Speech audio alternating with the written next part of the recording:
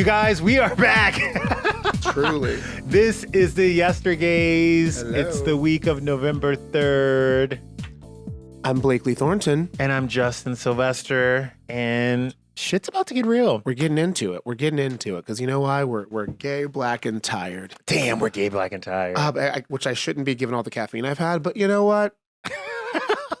We're figuring it out. I read yesterday that MTV, after 40 years, is ending all of their music channels, like MTV 90s, MTV Retro, MTV Rocks. Like I guess they still had cable channels that just played music videos 24/7, which kind of like in the scale of where culture is.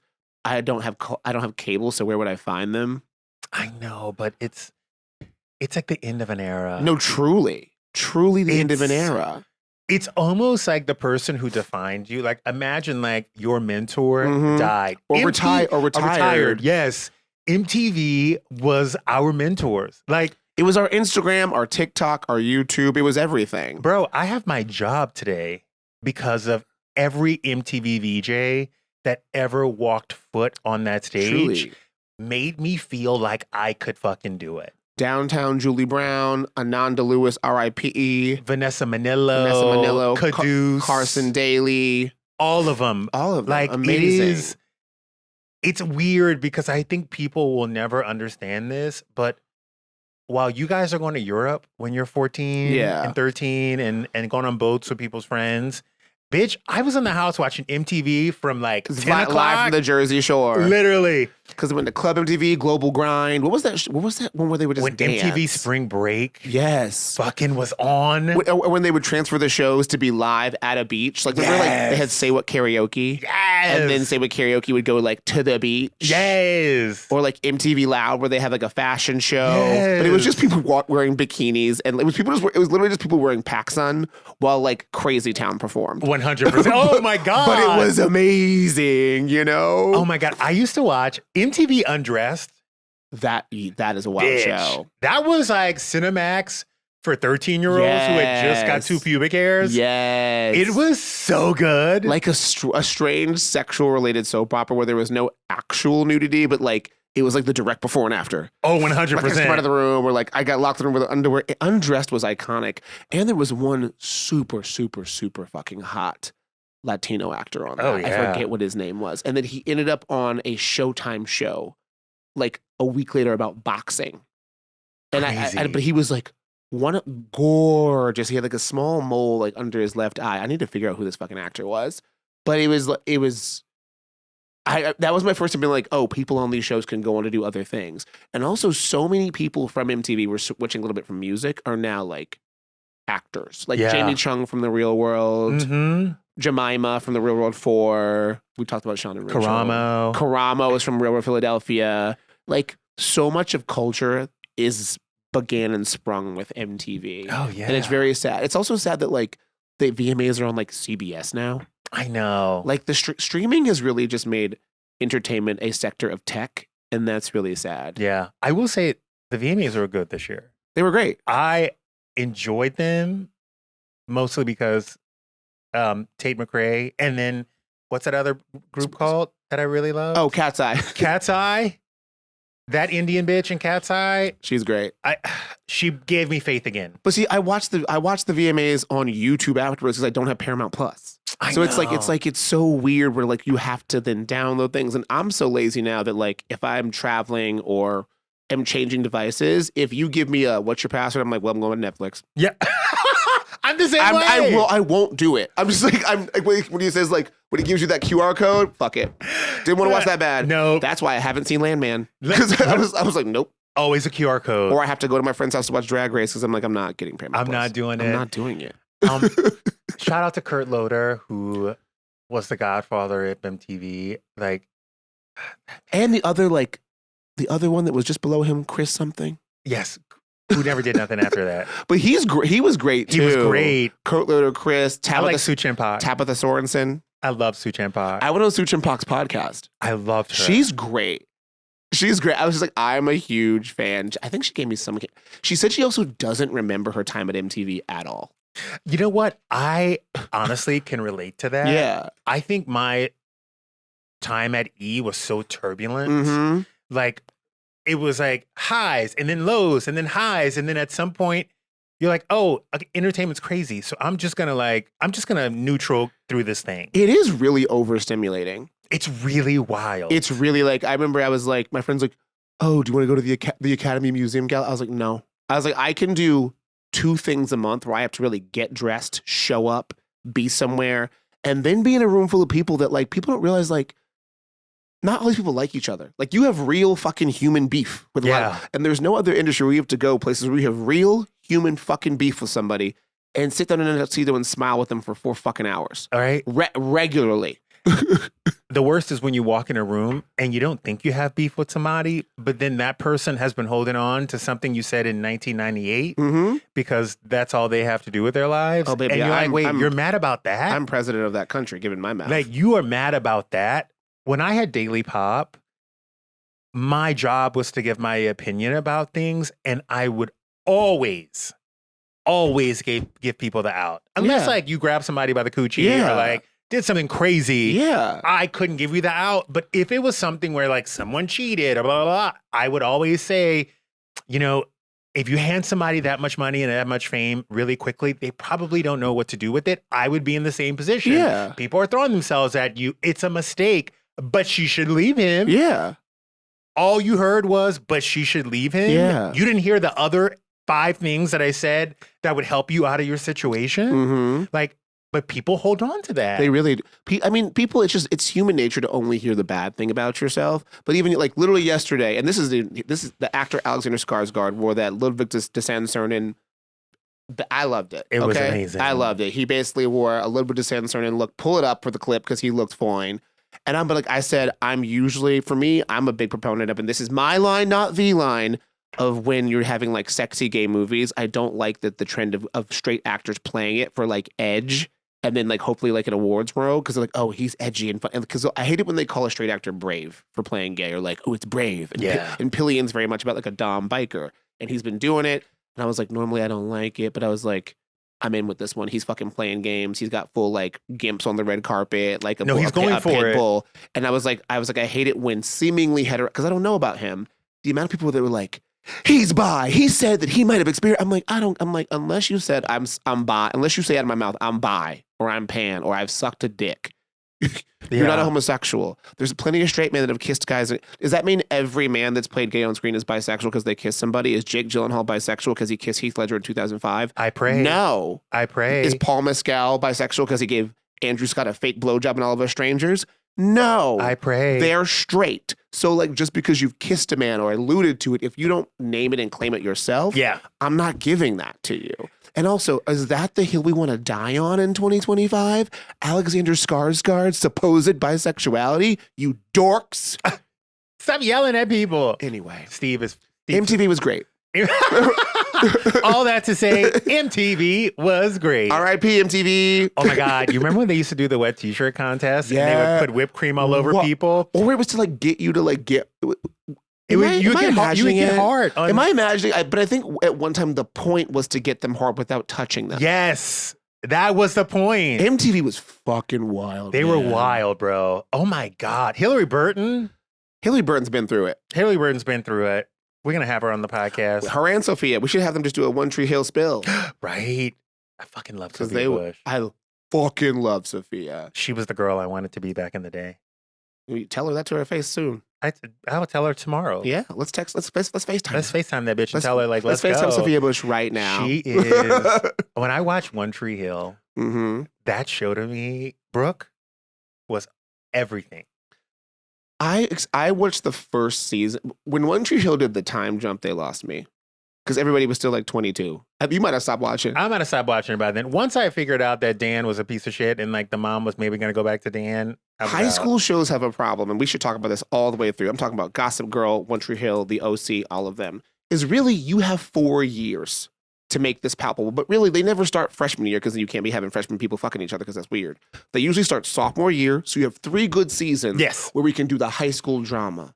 And then the precarious chasm is when they go to college. How are you going to make this shit work? Because we all know you stop talking to motherfuckers. There's no reason. Yeah. You're not going back home and like, oh, let's get married to that bitch from Texas because they have to create these strained reasons for people to still be in the orbit, and it becomes stupid. And either you get like like Gossip Girl, everybody was going to like Brown or Spain, and then all of a sudden, all of them were going to Columbia and NYU. Yeah. But here's what magically. But here's the problem. But that worked because it happens in New York sometimes. It happens in New York. But what they should have did was, let's say, everybody from the OCs like, oh, we're going to college. Instead of trying to follow those 4 people at college, you pick the one bitch who you really want to follow and you turn her into the Felicity. Okay. She is somewhere new at a new place, and you put that one dude from her past in the present. That's a full spinoff is what you're describing. You do a full spinoff. Okay, so you're saying college shows should just be like 3 seasons, best character go. Yes. Okay. And then that college should be 4 seasons, maybe 5 if Felicity like didn't go to school and like had to repeat her year. Then she comes back home and goes back into that whole thing. Everybody's back. College is over. Yeah, because these plot lines just like One Tree Hill did a time jump. I was like, and then like Brooke, when you got like a 25-year-old Sophia Bush, she's like, I'm 37. No, you're not.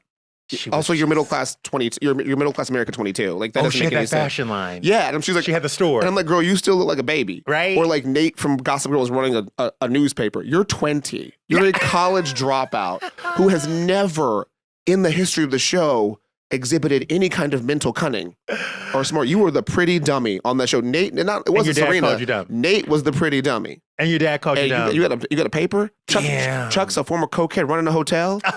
Imagine if a 20-year-old owned Sunset Tower who had been on rehab yesterday. What? Come on. Huh? Come on, Chuck. Huh? Also, this week, what else happened? Honestly, this is a big one, but Diff'rent Strokes is actually big. Mm-hmm. Because Diff'rent Strokes bore so much of it. One, like there were Can we talk about how Diff'rent Strokes and Webster were on at the same time? But hold on. Diff'rent Strokes was a groundbreaking sitcom that blended humor, heart, and social commentary, all wrapped up in a catchy theme song. The series followed Arnold and Willis Jackson, 2 African-American brothers from Harlem, played by Gary Coleman and Ty Bridges, who are adopted by Philip Drummond, a wealthy white widower living in Manhattan's Upper East Side after the boy's mother and Drummond's former housekeeper passes away. Along with Drummond's daughter, Kimberly, the show explored how unconventional family navigated class, race, cultural differences under one penthouse roof. This show was Will the lit. World don't go to the beat of the one drum. What might be right for you may not be right for some. I was born in 85. I don't know why the fuck I know that song. But it was great. It was great. Janet Jackson was on that show. Yes. Janet and her first nose. Yes. The original. The original recipe. It's weird because when we talk about child stars and them having hard times becoming adults, my mind goes to the first child star I knew that could never become a full adult, both physically and emotionally, was Gary Coleman. Like he was... What was his disease? I'll tell you what it was because I really didn't know. He had congenital kidney condition. Okay. And that stunted his growth and required frequent dialysis and 2 kidney transplants. Because he looked physically young the entire time too. It wasn't just like he was like small, the average like little person who like ages and is short. I think he was 36 when that show. Yeah, I'm telling you, he was 4'8". He was an adult actor. They didn't have to like I think Todd and Dana. Also, you remember that show has like a curse because like everybody died. Yes. Or like got in serious trouble, like heroin, carjackings, like shootings. Like that was the Diff'rent Strokes cast. I remember in the early 2000s, like in the behind the music days. Somebody from that show was in jail on rotation. And they always went to Surreal Life. Mm-hmm. Like Gary Coleman and what's his name, Ty Bridges, both went to Surreal Life. Yeah. But Gary Coleman also was one of the first people to sue his parents and his former business advisors because they stole $1.3 million from him. That's so sad. That is kind of sad. Because didn't they have those rules about it after? No, they did not have those rules about it. Oh, yeah, after. Yeah. At the time, they didn't have the rules. Yeah. But now they have that whole trust where like... Because didn't Macaulay Culkin's dad steal all his money too, Yes. And Gary Coleman couldn't even recoup the money because after lawyers' fees, back taxes, he ended up having to work as a security guard in Los Angeles. That's so crazy. Crazy. Like when you think about there was no landing place for entertainers back in the day because like let's just say like Katy Perry never has to sell another album, and she'll be able to maintain her lifestyle because she has 120 million followers on Instagram and can, like, if she wants to, push, like, bring back Proactive if she wants. Yeah. You know?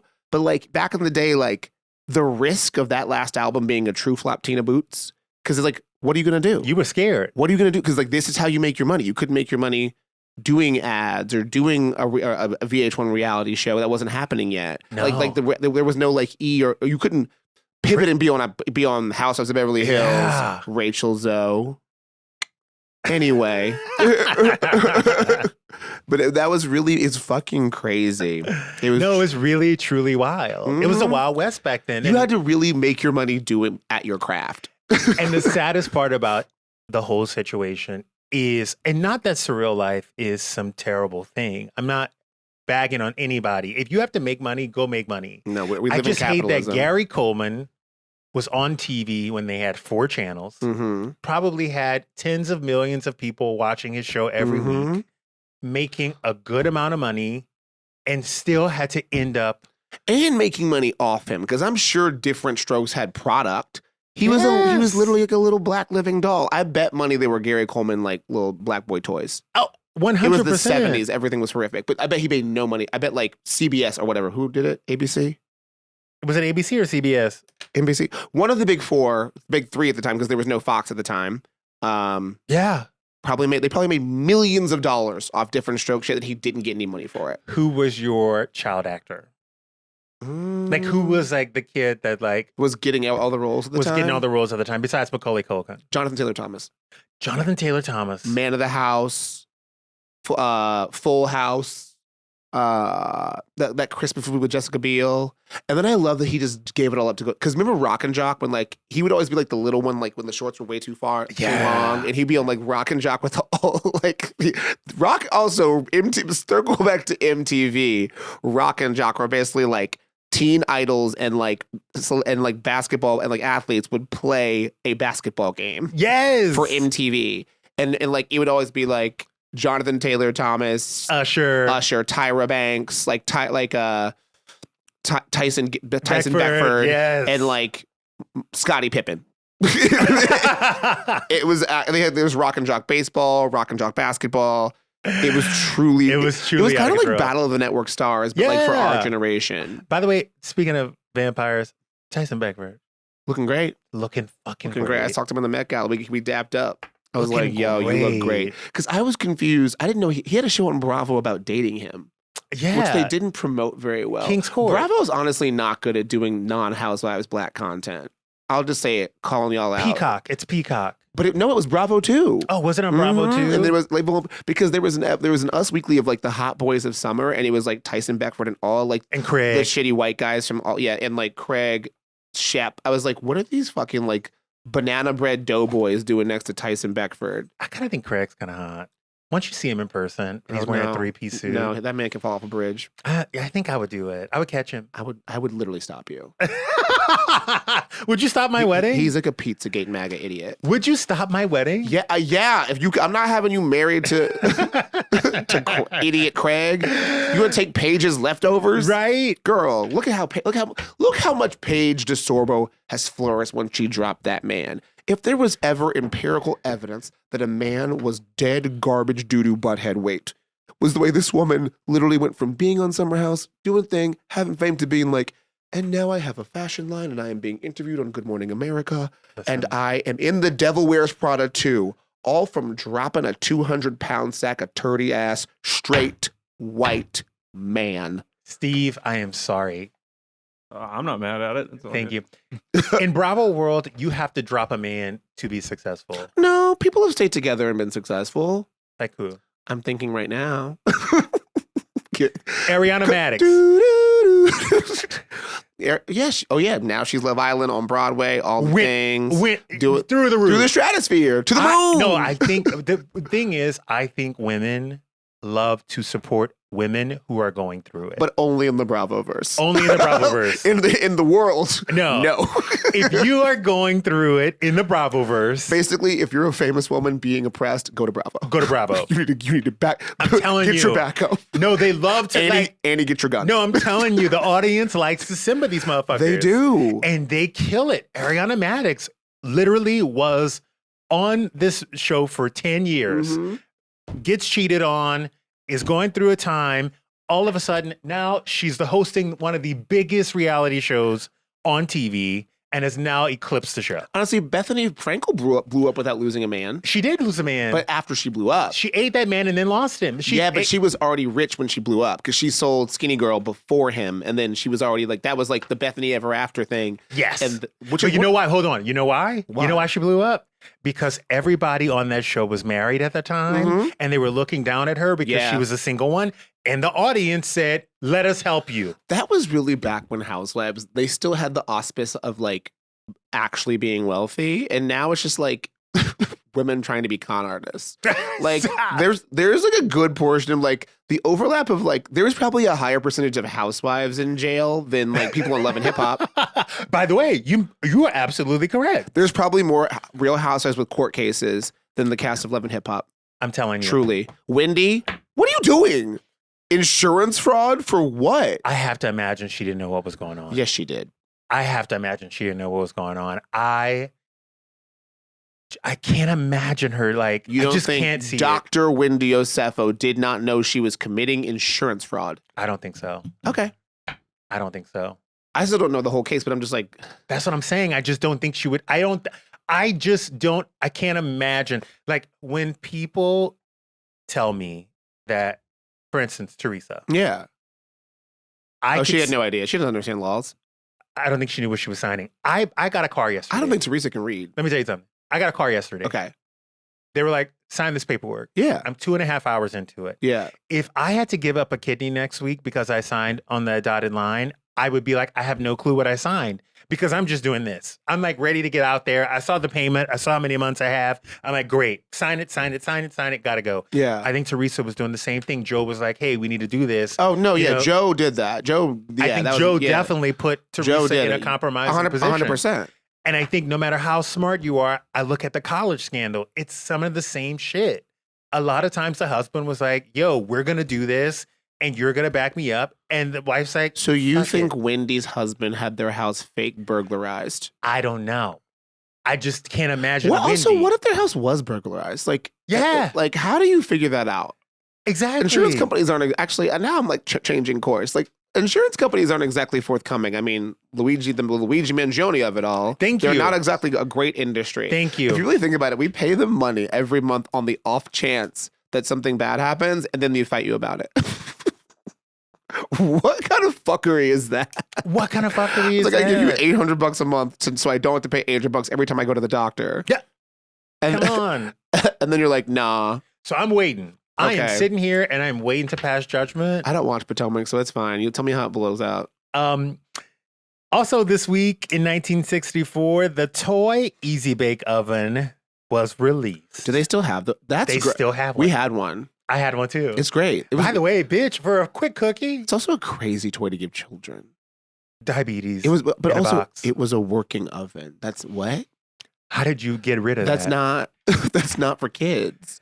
Can you imagine them giving kids a toy that involves fire? Easy Bake Oven just came out with a new model. Really? I would get one of those. By the way, I would. We have one. It's called an air fryer. I swear by an air fryer. You are just using by it. Follow me here. A chic Easy Bake Oven. You are using a chic Easy Bake Oven. Honestly, it's the same shit. They should just relaunch as an air fryer company. They have. Is it black now? Oh, I'm sure the Cuisinart is fucking Easy Bake Oven. But if I would buy that over a Cuisinart if it was just a chic black Easy Bake Oven. Oh, you're a loyal customer like that. Literally, I would love it. Oh my God, the way I used to bake in that thing, the way I used to fuck up a cute brownie. Why were our parents letting us fake cook outside the kitchen? That's psychotic. It's crazy. Because there was brownie mix. There were full mixes. We're sitting there mixing just in your room with a small thing that could cook food. Can you imagine at 2 o'clock in the morning, just waking up from Easy Bake Oven. I love it. I used to wake up for a little snack. Remember when Anthony had a Easy Bake Oven cooking show? My favorite thing about the whole Queer Eye cast is like they're like post Queer Eye journeys because everybody's doing their thing, and I like it's a lot of entertainment trial and error because like the first Queer Eye cast you had it for 10 seasons, then you go and like you become like a private consultant or something. Like I don't think I see one there, but now they're all like Anthony was like acting for a bit. He has that travel show which is really good, but my favorite one is he had an Easy Bake Oven cooking competition show in 2022, and I was like, this is so niche and specific, and I feel like someone was like high. It was like, what if Anthony, who is not known for baking specifically, who only makes guacamole, who makes guacamole and sushi, but he's really hot and very nice. And we have him pit amateur chefs against real chefs who also do not use Easy Bake Ovens to make quick snacks for people who might be drunk. Like, green light, like what? And then Karamo has Karamo's a new Maury now. Yeah. And then Tan does a lot of fashion stuff. He's killing it at Netflix. Yeah, but I'm like, they're all like their post Netflix journeys. I mean, and also I don't really count Jeremiah. Way. No, he's in the last season. Sorry, babe. You're the Latavia Latoya of the Queer Eye crew. You came too late. You were never. No, actually, Jeremiah is the Farrah Franklin. Yeah. He was on one album. We don't count you. You were in one video. We got rid of you. You're out. But he didn't need it. He's already like, I've seen your Architectural Digest, boo. Yeah, he's good to go. Yeah, you're good to go. You and Nate are fine. Smart move though to get on for very one smart. season. Increase the visibility. Put your name back in there. Get the sales of your your CB2 lineup. Right, baby. This is capitalism. Good also, job, the Nate. CB2 shit's good. Also, fuck it. I'll be real. My one problem with the last season was the categories became blurred because in my mind, Jeremiah is also really fucking chic, and Anthony, as they've gone on, have become really fucking chic. And in my mind, even if I'm like a weird, like a straight man who doesn't really like, not really particularly, or what, I guess it's any person now because it's just anybody. But I'm like, Tan's the third best dressed for me, like a distant third. So like I was like, I don't want advice from you when I want to look like those two. These two are dressed the best. Yeah, but also the chef is taking you to see another chef. Like you know what I mean? Like that it lost the plot after a while. You gotta suspend reality because like you're not even teaching people how to like at that point I just want to look at you, take me to another chef. Or when like JVN like would just take them to a black hairstylist. But by the way, I love that. Very respectful. Here's what I respect about that. If you can't do it, it is okay to say, this is out of my periphery. Yeah. I'm going to go here and I'm going to go with you. I like that. No, I agree. But that's why I think by season 10, it's just like, yeah, you all don't need this. The idea of like camaraderie and like, we're new. I'm like, baby, I know y'all all got 10 publicists. Some of y'all share the same agent. Some of y'all show up on each other's Instagram. Some of y'all don't. Yep.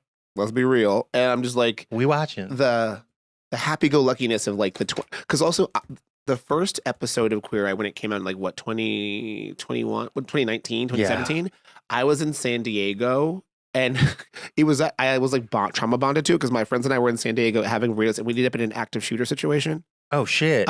So we were eating burritos in San Diego, breakfast burritos. And all of a sudden, everybody's like, you got to get out of the restaurant. And I'm like, is there a gas leak? And I'm also hungover. I'm like, I'm eating this goddamn burrito. Fuck y'all. I don't care. Get out of here. And then then everybody's leaving. And then we're like, why? And then we like go outside the restaurant where like there's police barrier, like police tape, but we are inside of it. We're seeing people with body armor. And the guy's just like, go. Some man had shot somebody and was like actively in the area with a gun.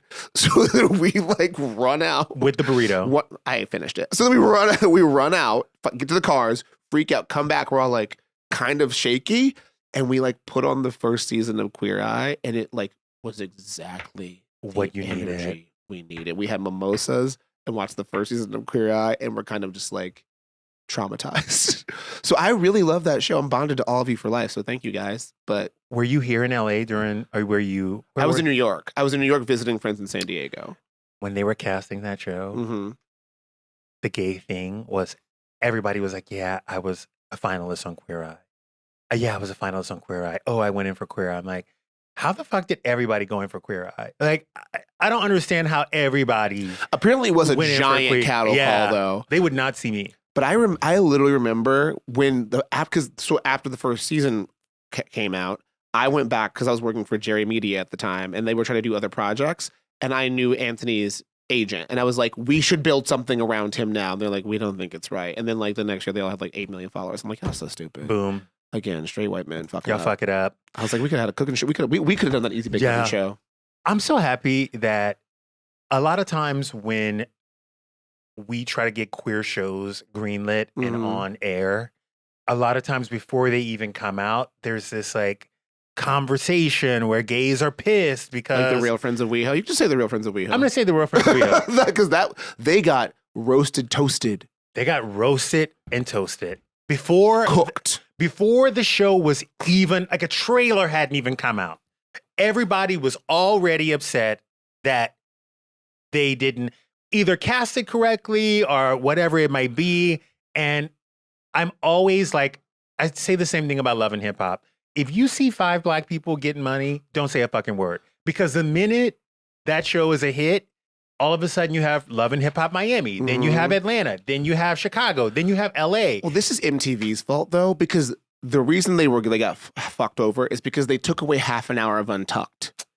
Or half an hour of Drag Race. Yeah. And I'm like, y'all like this is and I think that's the problem with, again, like the whole tech thing, because like Drag Race was it Logo and then VH1 and then MTV. So like this, and then so okay, now we're following along, we're doing it. We're used to our 90 minutes of Drag Race, 30 minutes of Untucked. And they're like, this new show. And like you cut a third of a show that has a rabid following. Again, a straight person must have made this decision. They fucked it up. Because people don't give a shit. They want the extra stuff. They want the behind the scenes. They want trauma makeup corner. So they're coming in. You put these men in a hole. You put these men in a hole. With the target audience. Yeah. And they're pissed. Yeah. And what I like about what Netflix did, Queer Eye never had that. The gays supported Queer Eye. And if they didn't, they just shut up about it. Exactly. You know what I mean? So just shut up about a gay show coming up. And if you didn't see yourself in Real Friends of WeHo, the minute that show is a hit or it's a go, then Brooklyn's going to get put up. Then Austin, then Dallas, then Houston. Then you're going to get a whole variety of different gay people. But you got to let us get off the ground first. That really is crazy because, like, we can't seem to. Like, the whole, like, the Bravoverse is basically built for the girls and the gays. But, like, we always have to, like, any Housewives franchise can work kind of weirdly. And we can, like, it's almost like the gay pop star thing. Where like we don't have any gay male pop stars. But we can like love Dua Lipa, love Lady Gaga, but it's like we really have like Troye Sivan and like Sam Smith, and you can like bleep it, like, but like you know, take it out. But like we like see ourselves in women in culture, but maybe, I don't know if that's a natural thing. But like because like there was like the A-lists with like Riken and those guys, but that just ends up being like tacky. Like it wasn't good. But it was a tacky mess. Like by the way, I watch Love and Hip Hop. I can't for a second relate to any of those people. Not for a minus second. But for me, I enjoy it because they're so different.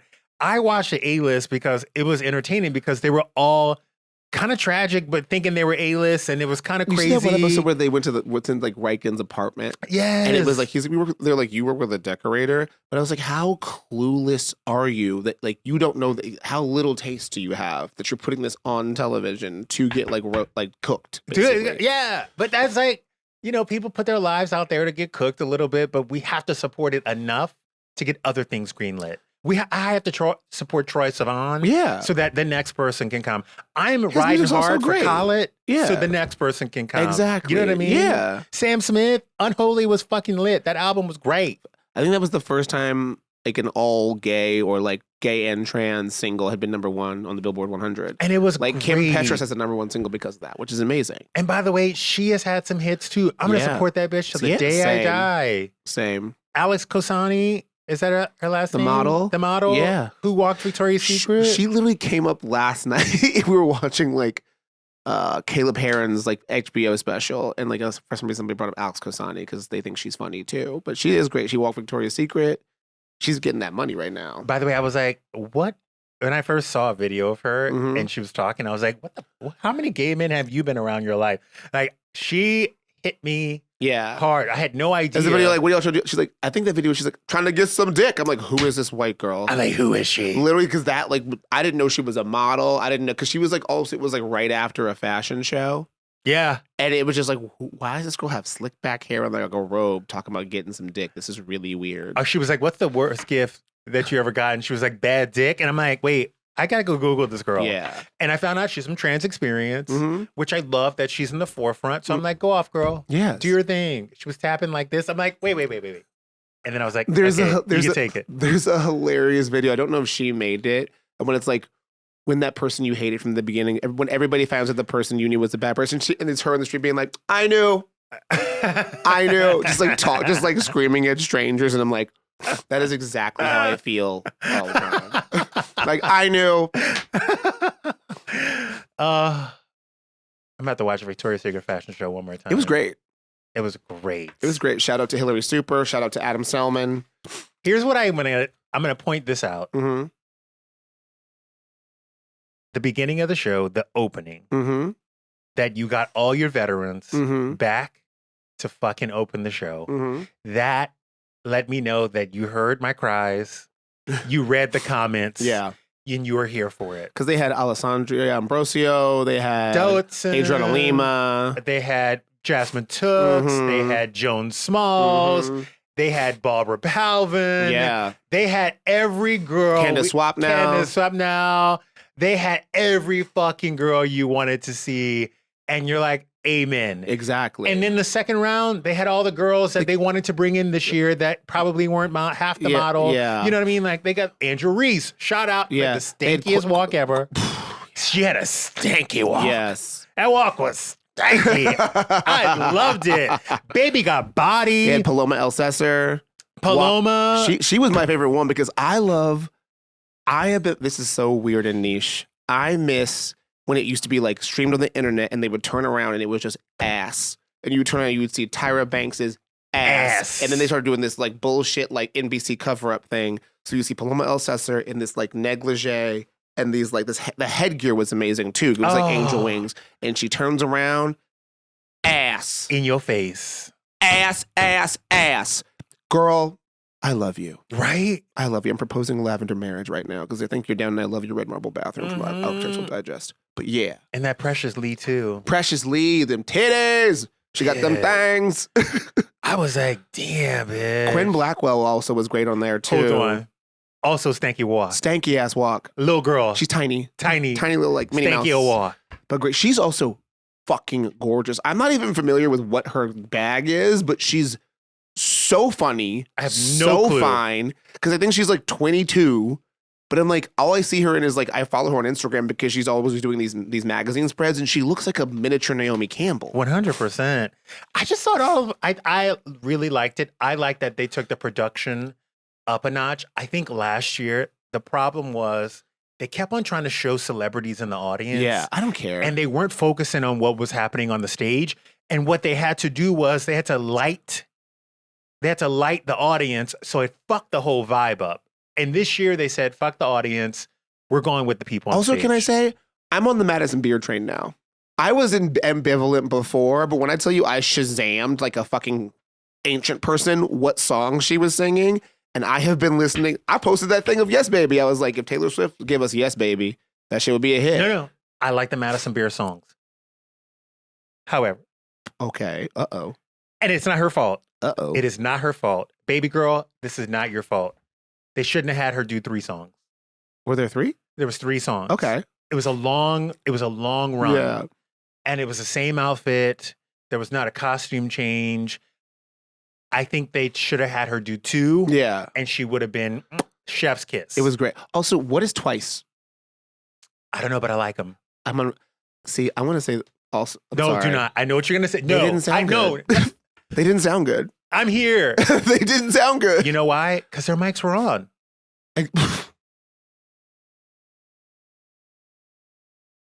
That was meaner than anything I said. No. It's no shade. It's no shade. Everybody lip sync. Yeah. Everybody was like, we're going to lip sync. Twice was like, we're going to sing live.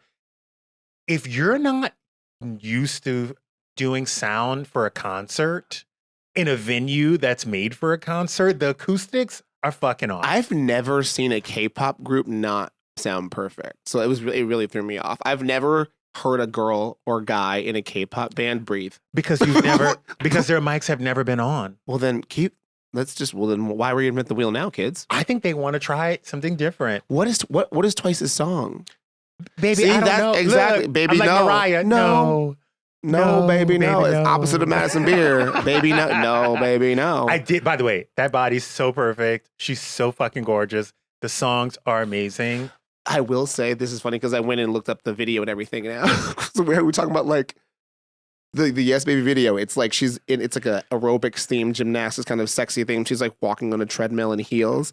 And when I tell you, I'm just like, it made me so happy. I'm like, we're getting another Dua Lipa. Because I tell you that she doesn't make an dance. Nice. These girls, not even like I'm gonna catch the last 4 of an 8. It's like she just sits there and looks sexy. And these bitches are, there's a point where these girls have the big exercise balls and are doing shit, catching it in their legs. And she's just like they're like, I'm sorry, I think I just spittled on you a little bit, but they're like, she can't, baby, she's not. And by the way, she knows her strengths. She knows her. She's like, and she's not trying to overdo it. I used to have this problem with Megan Thee Stallion back in the middle. Mm-hmm. Like she came out, she was twerking, she was doing her thing. Then there was a period where she was like, I really want to dance and I want to be more. Mm-hmm. Whoever the choreographer was like, all right, here are the steps. It was too much. Too much. She couldn't keep up. Like, it wasn't she couldn't keep up. She couldn't dance and she couldn't sing at the same time. That's a trained thing. Then they found her somewhere in the middle. Yes. Now she is like, I'm going to give you a tiny bit of choreo. I'm going to keep it cute. I'm going to focus on rapping. And then at the dance break, I'm going to give it to you. Well, that's like, do you remember when Cardi B tried to do the up choreography in like a full metal outfit? And that was just like that wasn't her fault. That was, your team should like, one, that's hard acrobatic dancing. You should not be wearing a suit of armor trying to do the fucking up dance. That's crazy. You shouldn't try. So she was out there, and I'm like, and to do that for the first time on like a live televised performance. It was the Grammys. Yeah. Because I was like, she's doing it, but it's like she's being like impeded by the armor, which is making it look kind of, because you have to go fucking full out when you do that. And I was just like, it was, by the way, it was some backstage shit that didn't go right. Because the wardrobe guy should have talked to the choreographer, who should have talked to the creative director. And that's why the girlies who are the top of the pops are the girlies. That's why when Lady Gaga and her documentary, when she's performing for the Super Bowl, she's like, why is this jacket unlined? She's like, guys, this all has to happen. If the jacket's not lined, then my arm's going out. Then I don't get the mic. And she's like, and it's me in front of a billion people. And I'm like, that's what you have to do. That's what you have to do. You have to be like, this isn't working. Like, I saw Jennifer Lopez. Actually, I'm just going to fucking say it. I'm going to say it. I saw J-Lo at a rehearsal for Super Bowl. Mm-hmm. I interviewed her at the week of my birthday. I interviewed her at a hotel in Hollywood, Florida. She goes, what do you want for your birthday? I said, I just want to see you rehearse for Super Bowl. She said, oh, come tonight. We're going to go right after this. Just catch a ride with him. She puts me in a car with this photographer who's so fucking cute. Mm-hmm. We get to the rehearsal. She does the full 11 minutes. Okay. At the time, it was still 11 minutes. Mm-hmm. I cut it down to 7.5. But I saw 11 minutes with a long pony, her giving you everything. At the end of the rehearsal, I still can't figure out how she did this. She said, Marco, I think you're coming in a little too early at this part. And I think and I'm like, Marco's behind you. Yeah. How have you figured out that Marco is a half a second off in this thing when he is literally behind you? You can probably hear them breathing and stepping. You forget that like we can't hear all that shit on stage. That's why they got those in-ears, but like the pounding, there's probably somewhere she's like hearing like she's like, wait, no, don't do that.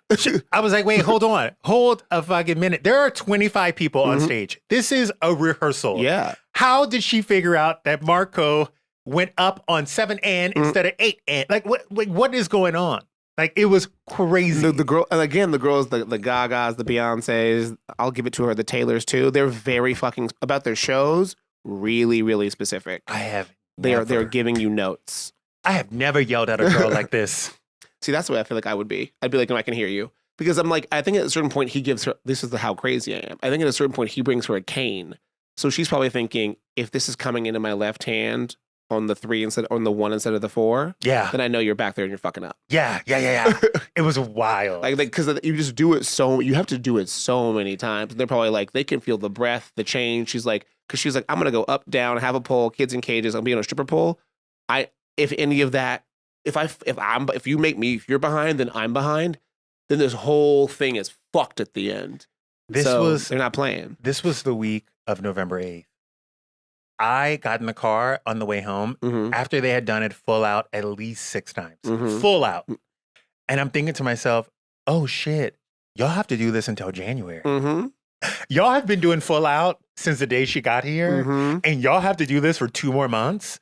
It was the most insane thing I had ever seen in my life because I've never seen her process before. I'd never seen a superstar's process. Yeah, I saw Homecoming. Yeah. Like after that, I saw Homecoming and I saw how Beyonce did it. And like, it was like, oh shit. But to see it in real life was wild. Yeah. You have to just run, you have to run that ship.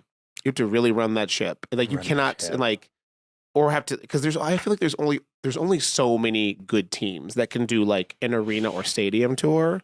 So even that thing about like stealing, remember there was a whole thing about Katy Perry and Taylor Swift, like backup dancers being stolen? Yeah. But like Marco's the reason. Yeah. You know, you want somebody who's not also 100%. Girl, I'm not your friend. He's slow. Get out of here. Get out of here. No, and my friend Consani, if anyone has ever seen Pink fly in the air, there's always a black guy holding her up. They're flying together. That's my friend Consani.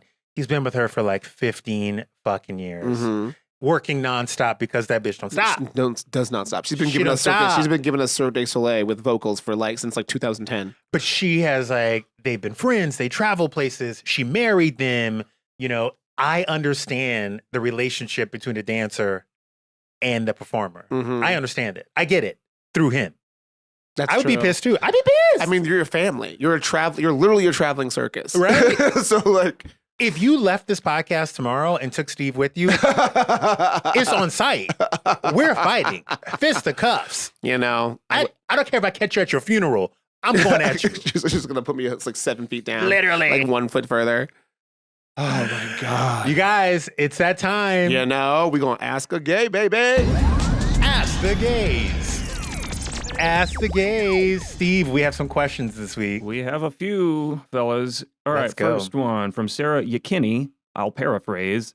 She discovered that, well, she's in a situationship. Okay. She was listening to a podcast. How very modern. And she found out that the host of this podcast, or she deduced, if you will, that she is also seeing the same guy that she is. So that's amazing. Does Sarah Yakinney reach out to this podcast host and let her know what's up? 100%. No. 100%. No. Blow it up. Don't do it. Blow it up. Sarah, don't do it. Well, my thing is dude, it's a situationship.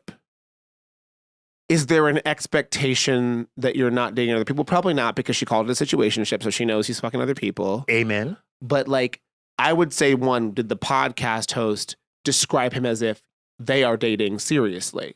So I think if that woman described it semi-seriously, I'd be like, hey, what's up? That's the same. I wouldn't even say it rudely. I would send her Usher and R. Kelly's like same girl with like a bunch of LOLs and just sabotage it that way. Sarah, here's the problem. First and foremost, that bitch is getting about 10 DMs a week from other women telling her that they're in a situationship or were in a situationship with that other man. Send her a picture of his dick. That woman don't care, okay? That woman does not care. She might. She is not out here caring, okay? She might. So leave it alone. Let that go. Make sure that shit don't happen no more. Remember that song? Yeah, I say bros over hoes. I say send her his dick pic and be like, same girl. No. Same girl. Girls get mad at the other girl, always. And just don't send her a single word. Send her a picture of him, a private picture. Actually, I can't. That's revenge porn. Don't do that. Not on this podcast. Actually, time out. But send her a picture of him sleeping, clothed, and send Usher and R. Kelly's same girl, and then smiley faces, and then block her. Oh, Steve, what's the next question? All right, the next one over here. I'm not going to say the name of this listener. They said they have an older brother. He's 53. He's bipolar, unemployed, lives with a relative. How does this listener help them? I would say strongly, in order to help your brother, I think that you need to support the relative that is taking care of him. So it sounds like your brother can't work or is not in that headspace. So I would make sure that the relative that is taking care of him is supported, whether it's financially, whether it's emotionally, whether it's with help or with time that they need, or just finding him a therapist too. I think him being able to explore whatever's going on with whatever stage, because there's so many levels of bipolar disorder. I think helping him manage that will, at best help him maybe move out and get a job and do whatever. And at worst, I just at least relieve the mental stress of your relative being the caretaker mentally, because it's emotionally taxing. It's definitely emotionally taxing. I don't care if you need to say, hey, tonight's your night. Once a month, you let that person go to a hotel room and order room service and get a pedicure. Like if that's your contribution, or if your contribution is my brother is eating $200 worth of groceries a week, here's $250. Like I want to make sure that you are taken care of. Yeah, that goes a long way. So just talking to the caregiver and figuring out what he or she needs is the way to start. Exactly. All right. So here's the next situation from KN Maish. How to handle a friend betrayal when your ex asks your girlfriend out. She seems interested. That name was Kanisha. Hold on. I see it spelled KNMAISH. That name's Kamisha. First of all, here's the problem with girls. Is she your friend or is she an acquaintance? Exactly. Let's get that story. I mean, she's giving acquaintance right now. Yeah, she's giving acquaintance right now. And a lot of times I had a girlfriend who is married get upset with another. She called her a friend, although that bitch hadn't seen her since 7th grade, for going out with her ex and is upset about it. And I'm like, you can't be upset about that. The statute of limitations is done. Yeah. We haven't seen Ashley since we were freshmen in high school. So you can't expect her to keep girl code when you guys haven't seen each other in 10 years. I think there's two things. Like one, I'm going to assume you're good friends. Cool. Let's go. Let's go. We're going to make assumptions because, girl, you need to give us more right? I need a full paragraph next week, all right? None of this more like 5 sentence ellipsis bullshit. Is he cute? All this stuff. Yeah. Does he have a job? Did he fuck you over? Did he do you wrong? Yes. Exactly. Because like, girl, if you were good out for 4 months and you cheated on him, fair game. But like, I'm going to assume you went out for over a year. Let's assume the breakup is amicable, whatever. And she is your good friend. Okay, you have 2 fiscal quarters to get the fuck over it. You have 6 months. Wait. Because honestly, if he's not for you, get the fuck, sorry. Or say something. See something. Say no. Right. And she might be like, I don't care. But like, again, a closed mouth doesn't get fed. There is conflict in life, girlies. So like the bottom line is you're finding out what kind of friendship this is and where your boundaries are and where her, as Steve said earlier, where are the boundaries? Where are the boundaries? If you said, I think I might get back with him, I don't like it. And she says, I don't care. Okay, y'all not friends no more. Oh no. Oh no. We're in a dictatorship, girl. Get over it. Life's tough. Get a helmet. Right. But otherwise, maybe she won't. Maybe you can be like, I clearly don't like this, but you talking to us instead of her. Yeah. Ain't the move. Also, if she wasn't at your birthday dinner for the last 5 years, like, she ain't your friend. And assuming she was, you just got to be like, and also maybe they got close because you made her hang out with them a bunch. Here's a jab. I'm giving. I don't care. Yeah. Like, if you know that this dude was fucked up to me and you want to go ahead and try your luck, go ahead and try your luck, bitch. Yeah. I'll see your ass at the group therapy session. But I had a friend hit me up. I'm such a good friend.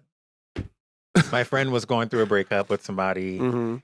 He was like getting his groove back. He went on a trip. He was like trying to find somebody to hook up with. Couldn't connect with anybody. He hits me on like night 3 of the trip and it's like, hey, so funny, I just ran into Michael. I used to have this booty call named Big Michael. Damn, I know my boyfriend's probably watching this, but Michael it was good. It was fun. Yeah. It was one of those that like, you were like, I know I can never date you. You knew what it was. I knew what it was. It ends up being a functional relationship because you both know it's not a relationship. You both know it's not a relationship. You know? And you also like in your head, you went there one time and then you got shot down and then you were like, you know what? We're good. We're good. And we're going to keep this going. Yeah. Because it's fun. Yeah. And my friend hit me up and I was like, go for it. Go for it. I was like, do yourself a favor and go for it. It's fun. It's easy. It's like in the moment, like, I don't care.